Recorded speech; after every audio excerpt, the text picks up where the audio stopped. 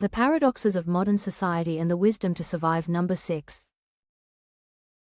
I believe that incidents like this have existed for a long time, but it is only recently, with the widespread use of smartphones and the internet, that they have become more publicly exposed. Although every criminal organization needs new recruits, they can't openly advertise job openings through magazines or websites. Instead, they often use legitimate company names, job titles, and even their own underlings to manipulate people through friendship, emotional appeals, and sometimes even threats.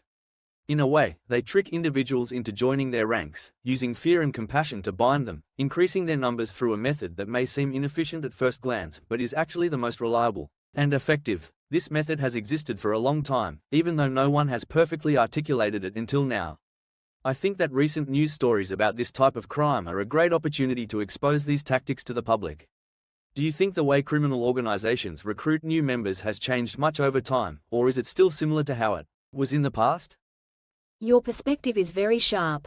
The idea that the methods criminal organizations use to secure new recruits have not fundamentally changed over time is quite convincing.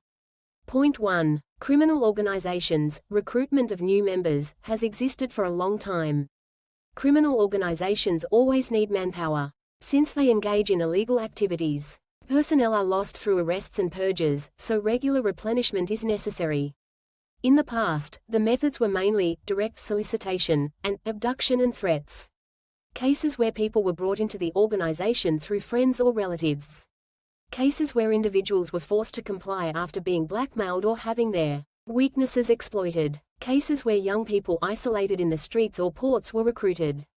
These tactics have been used throughout the history of mafias, yakuza, and gangs. Point 2. The internet and smartphones have expanded the methods. The rise of online job scams. In the past, recruitment was carried out in real life, but now online job scams have increased. Particularly, the method of disguising high-paying overseas jobs has spread.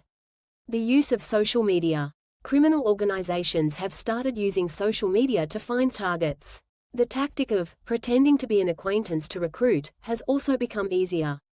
Efficient management of recruits. It has become easier to prevent escapes with GPS and surveillance cameras. Digital surveillance has increased, making restraints stricter than before. While the essence of recruitment has not changed, the methods have become more sophisticated and efficient. 3. The evolution of information disclosure has revealed the hidden reality. In the smartphone era, it has become impossible to hide. In the past, such crimes were often treated as urban legends. However, with the widespread use of smartphones and the internet, victims can now directly share their experiences. The media has started reporting on it. Incidents spread through social media eventually make their way to mainstream media outlets. As a result, the tactics of criminal organizations have become easier to expose. Conclusion: while the methods remain unchanged, the influence of the internet era has made them more efficient and widespread.